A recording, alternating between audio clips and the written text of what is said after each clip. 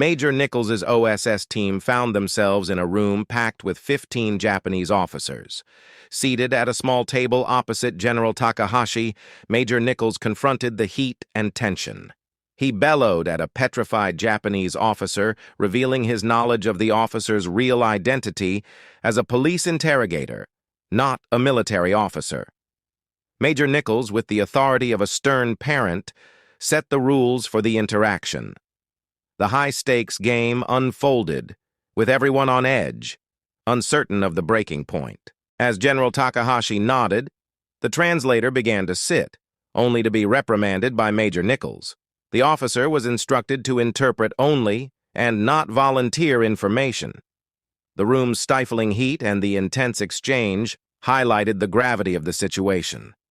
General Takahashi attempted to assert his position, emphasizing that the war was not officially over. Major Nichols responded by demanding the immediate release of prisoners and threatening consequences for non-compliance.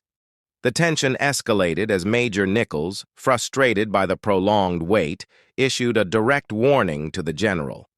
The threat of physical action hung in the air. Despite a mistranslation, the message conveyed Major Nichols' impatience. The Japanese officers, once confident in their secrets, now faced the reality of a determined and assertive Major Nichols. In Madras, Oregon, Mrs. Andress received the long-awaited news of the survival of her son, Sergeant Jacob de Sesa, one of the Doolittle Raiders. Overwhelmed with joy, she and her husband celebrated the news that Jake was coming home. The emotional release marked the end of a challenging period of uncertainty.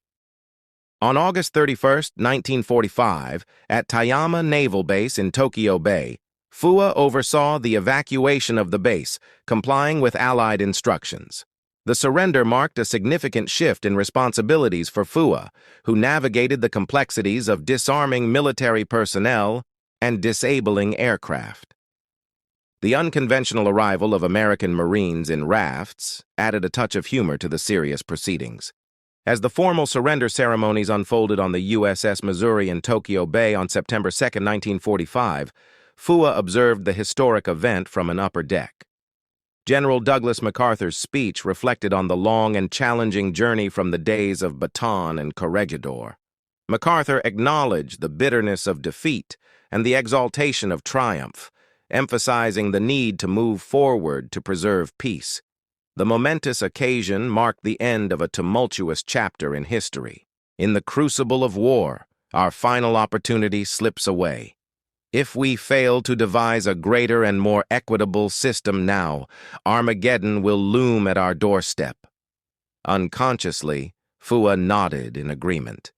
The core issue lies in the spiritual realm, necessitating a renewal and improvement of human character that aligns with our remarkable advancements in science, art, literature, and the cultural developments of the past 2,000 years. It must be of the spirit if we are to save the flesh.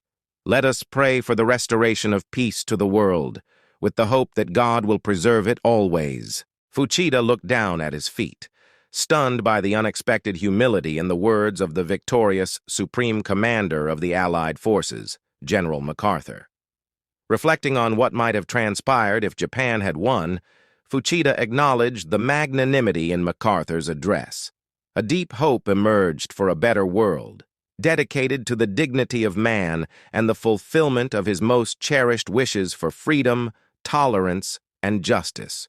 Fua wondered about justice as the formal signing began, realizing that it was not justice but superior power that had prevailed.